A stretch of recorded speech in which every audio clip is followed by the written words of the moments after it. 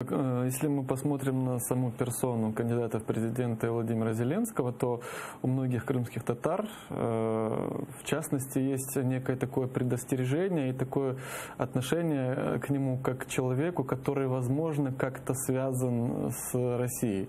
И достаточно много подобных разговоров ходит.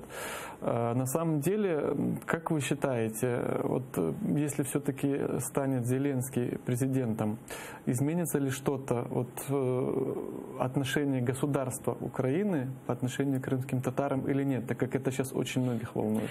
Я понимаю опасения наших соотечественников только потому, что, во всяком случае, я только что сказал, что позиция Порошенко, она более-менее ясна.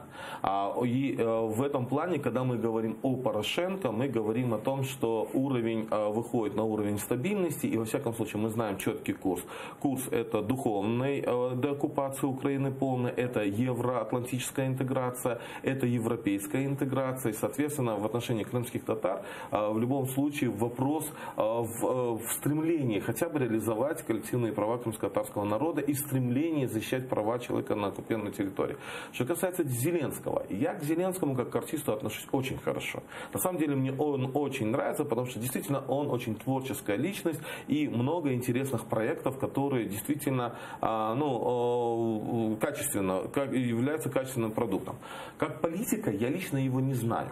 И я хотел бы узнать его больше. Я говорю сейчас свое субъективное мнение, свою субъективную позицию, хотя я всегда публично, особенно в рамках Liberate Crimea, говорю, что команда Liberate Crimea, она нейтральная в этом вопросе, потому что действительно это международное движение, и в структуре Liberate Crimea там у нас есть активисты, у которых есть разные взгляды. Там кто-то поддерживал Кашулинского, кто-то поддерживал Смешко, кто-то поддерживал Зеленского, кто-то поддерживал Порошенко и так далее. Поэтому я как активист Liberate Crimea, я не могу говорить четкую позицию международного движения. Но для нас очень важно, чтобы граждане Украины понимали, также в том числе, которые проживают на оккупированной территории. Поэтому мы и сформировали 12 конкретных вопросов.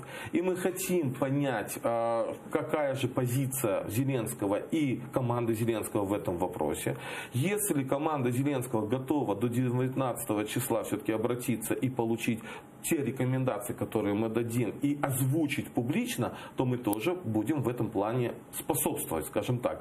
Но очень важен процесс, чтобы это не был, скажем, кот в мешке, да, или чтобы не было, вот есть опасение, что это троянский конь.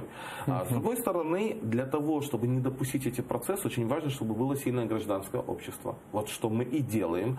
Очень важно, чтобы парламент был сильный и проукраинский.